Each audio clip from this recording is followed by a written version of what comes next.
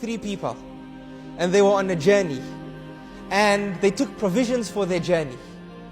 But what happened is, they didn't have a GPS like we have today. Sat-nav, TomTom, right? Google Maps. So they were in the forest, traversing, and they became lost.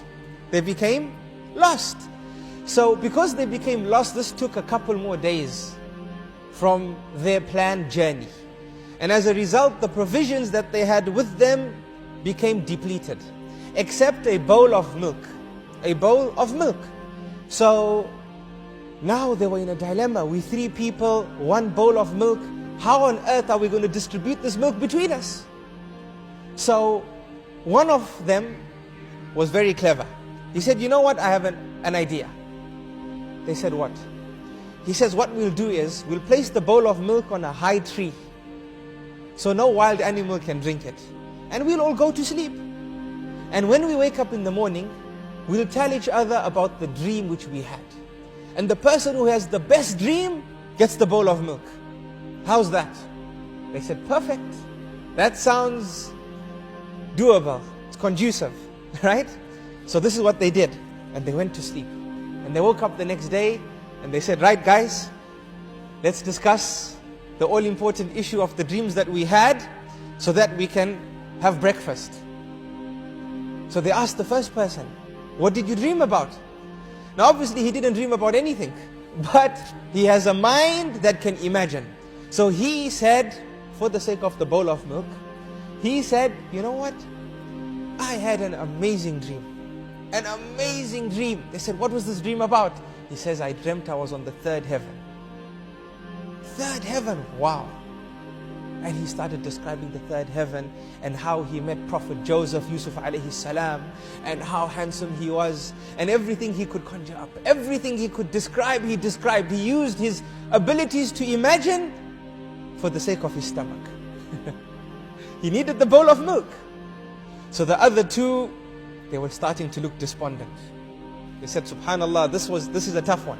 This is a tough one. So they went to traveler number 2. What did you dream about? He says, traveler number 1, you had an amazing dream. But sorry to say, my dream was better. Now obviously he didn't dream anything as well. So they said, what was your dream about? He says, which heaven were you on? He said, the 3rd heaven. He goes, me, I was on the 5th heaven. I was on the 5th heaven. And we know that the 5th heaven is more beautiful than the 3rd heaven. So what did he do? He bettered the description of the 3rd heaven. And traveler number 1 looked down, despondent, as he saw the bowl of milk evaporating. So then they turned to traveler number 3. And traveler number 3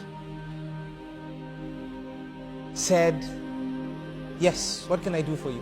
They said, we're waiting to hear the dream. We want to hear what you dreamt last night. He said, I'm too ashamed to tell you about my dream. They said, what do you mean you're too ashamed to tell us about your dream?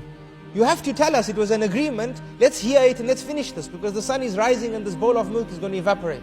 Tell us what you dreamt about. He goes, I'm too ashamed, please, just leave me out of it. He said, no, we had an agreement, let's hear it. He goes, okay. Because you're forcing me, last night I was in a deep, deep, deep sleep. Really enjoying the sleep. When suddenly somebody woke me up. So they said, who woke you up? We were sleeping, we were the only ones here. He says, no, there was somebody. There was this knight on a black horse. And this horse was very well groomed. It was groomed as you see the king's horses groomed. He's describing, he's imagining. Can you see how this mind can describe? Right?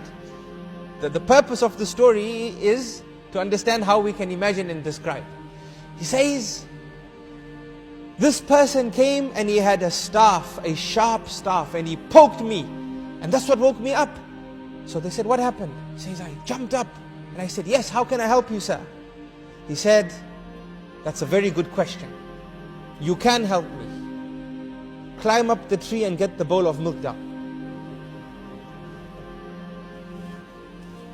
So they said, what did you do? He says, I told him, no, I can't. I have an agreement here with these 2 gentlemen here.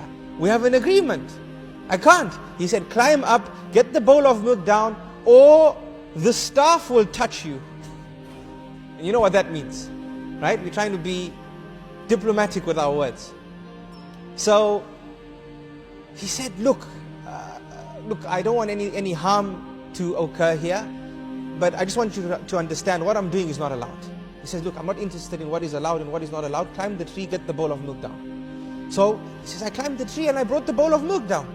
So the two people said, what do you mean you brought the bowl of milk down? He goes, I brought it down. They said, what did you do with it? He says, I went and gave it to him. They said, you gave it to him? He says, no, listen what happened. Listen to what happened. As I walked to him, I thought, let me walk slowly, he might go away, but he didn't. And as I gave him the bowl of milk, he picked up his staff and he pointed it at me and he says, no, you drink the bowl of milk. So they said, what did you do? He says, I told him, no, I can't. You know, you will be gone tomorrow. I have to face my two companions. We have an agreement. He said, drink the bowl of milk or the staff will touch you. So he goes, what could I do? I started drinking it. But I was drinking it very slowly, so that maybe he might go and there'll be some left for you all. So they said, what happened? He said that this person said, drink it till the last drop or the staff will touch you. So I'm sorry, I drank the bowl of milk. So the other two looked down and said, La hawla wa la quwwata illa billah.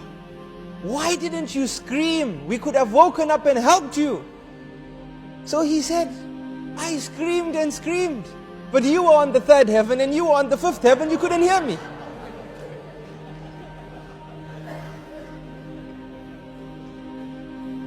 Right? So do you understand how this mind can imagine? But even though it can imagine and describe, you can't imagine Jannah and you can't describe Jannah.